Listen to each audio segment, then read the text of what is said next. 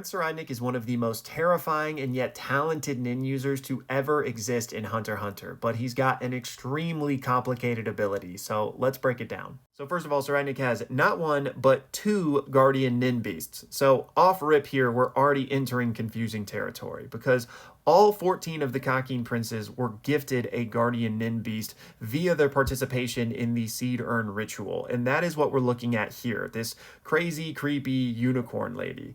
This nin beast is crafted from Tserriednich's ancestors' post-mortem nin. So he didn't actually create this, but it formed based on his influence and characteristics. You could think of it as if he was given this raw aura that then took shape because of him. Now, this feeds on his aura, as in it's powered by it, but since it's not created from his aura, he actually has no control over it. This nin beast acts fully autonomously based on the rules of the succession contest.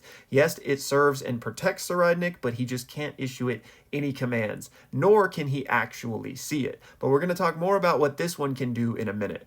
First, we're going to talk about this nin beast, which is only Tserriednich's. This has nothing to do with the Seed Urn nor the succession ritual. It was born of his own aura, but he didn't create it intentionally. This was all instinctual and subconscious. It was just crafted due to the rate at which he is learning nin, which is on a level unparalleled in Hunter x Hunter. He is more talented than Gon and Killua and is more akin to somebody like Isaac Netero. So before we talk about Tserriednich's ability, we need to talk about his nin classification. And as you can see from his water divination test here, he is a specialist. And I bring that up just to say that Tserriednich is in a whole other rule book compared to normal nin users, right? The specialist classification exists for people that cannot be pigeonholed into the other categories. And that's because specialists have such a wide range of what they are capable of. And given that Tserriednich is so new to nin and is doing these things subconsciously at this level, it's going to be hard to draw any hard lines on his ability and what it's capable of and what he's doing, because it's going to continuously evolve. So I just wanted to put that out at the forefront before we dive into this. Okay, now with all of that out of the way, let's talk about Tserriednich's personal ability, which is known as Parallel Future. And I believe this ability comes to him via his nin beast, which for simplicity's sake here, we're just going to refer to this guy as Dave from here on out. So I think Dave is the one responsible for Parallel Future for two reasons. The first is because, like I mentioned earlier, Tserriednich is operating just on pure instinct and subconscious right now. He didn't intentionally create Dave, nor would he have had the capacity to intentionally create Parallel Future. So that's why I think it was all Dave's doing. And the other reason we'll talk about here in a minute. Now, before we can talk about what Parallel Future actually does, we have to talk about how Tserriednich activates it. And here's where we step into confusing territory once more, because in order to do this, Tserriednich must be in a state of Zetsu. And for those of you that don't recall, Zetsu is the state of turning off all of your aura nodes, effectively cutting off your access to it, which means in order to use his nin ability, he must stop using nin. It doesn't really make sense, right? It's counterintuitive. But I think we can chalk this up to the fact that he is a specialist, and there's probably more here that we don't understand yet, or it's just, a unique nature of how he specifically works, which that may just be the answer. But in any case, he must enter Zetsu before he can activate his ability, which means it's a very steep cost to do this, right? Because entering Zetsu puts you in a completely vulnerable position. Anyone else that's coming at you with nin is going to obliterate you if you aren't using nin yourself to defend yourself, right? And with Zetsu, you can't do any of that.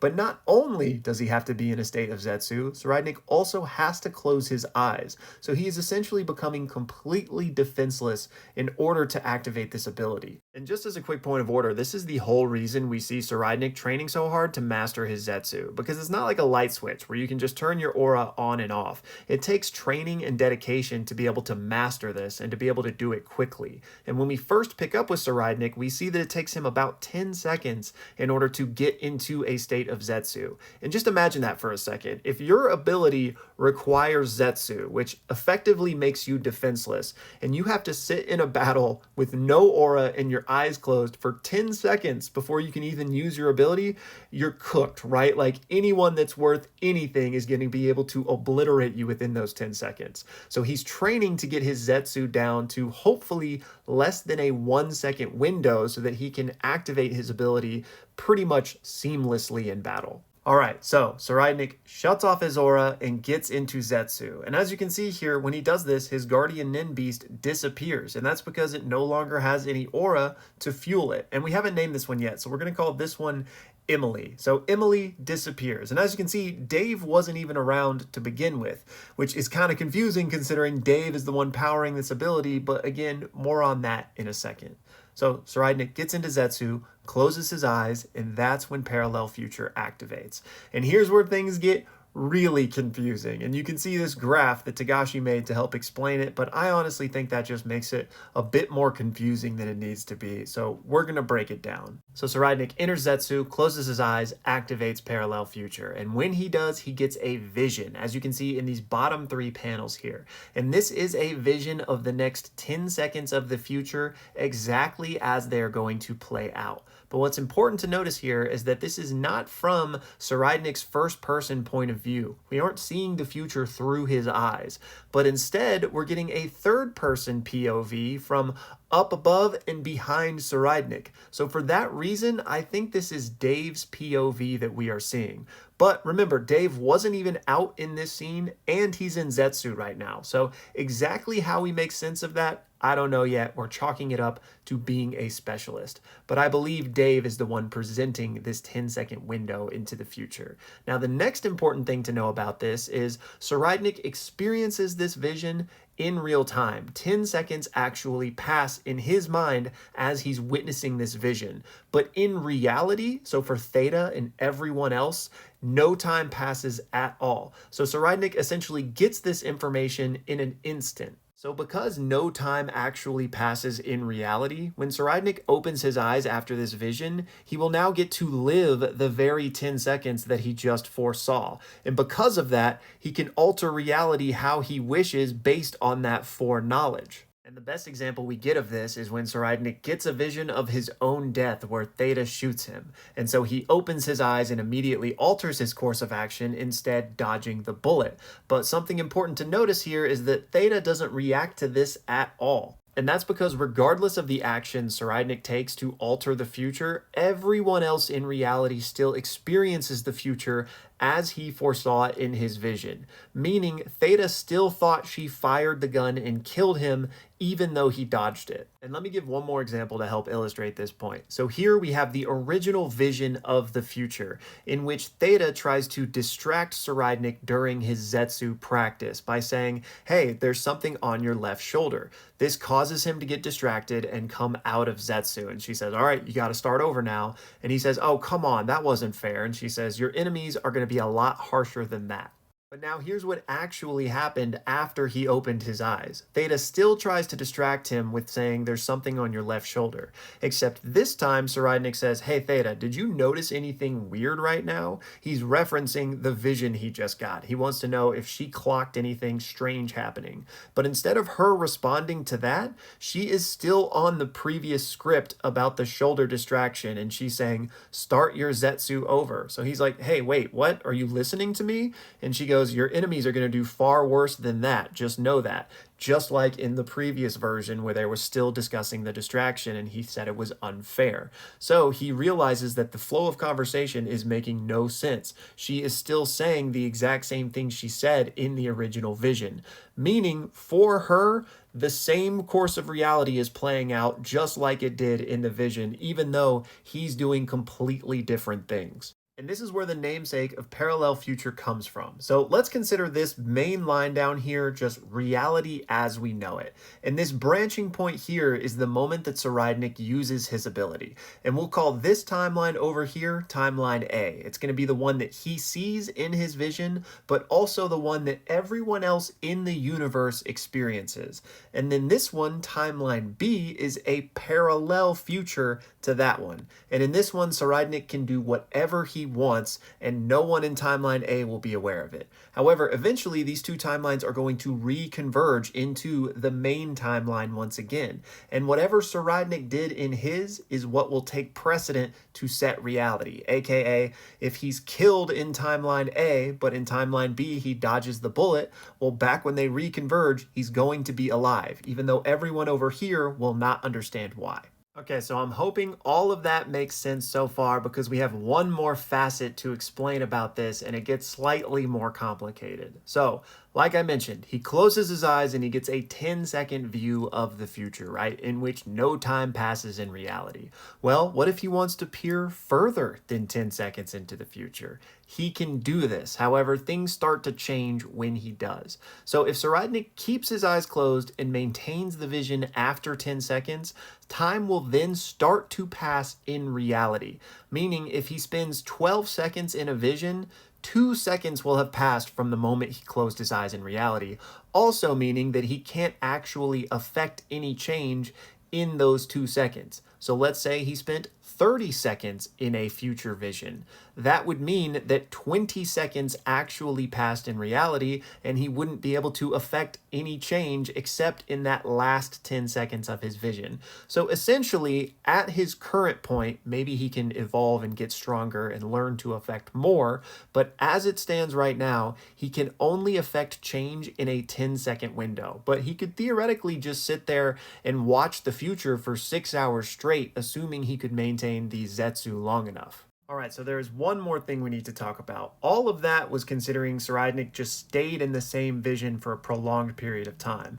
But something else he could do is end parallel future and then start it anew. So let's say he closes his eyes, gets a 10-second window, opens his eyes, does some stuff for 5 seconds, and then closes his eyes again. He would then get another instantaneous 10-second vision, and then if he opened his eyes, he could act in those 10 seconds. So it's a little bit different than just extending the vision, because this way you would get to continuously act in your free window without anyone knowing, right? The downside to doing it that way is obviously that you have to enter and exit Zetsu repeatedly, which as Tserriednich stands right now takes him over 10 seconds, right? Well, technically where we are in the manga at our most current is he's gotten it under 3 seconds, but that's why he wants to get it to under a second, because that way Tserriednich could just constantly be activating parallel future and continuously altering reality. Now, enough about Dave and parallel future. It's time to talk about Emily. And the good news is Emily is far less complicated than Dave. We just don't know everything about her yet because, again, she was bestowed upon Tserriednich by the Seed Urn Succession ritual. So Tserriednich has no control over her and can't even see her.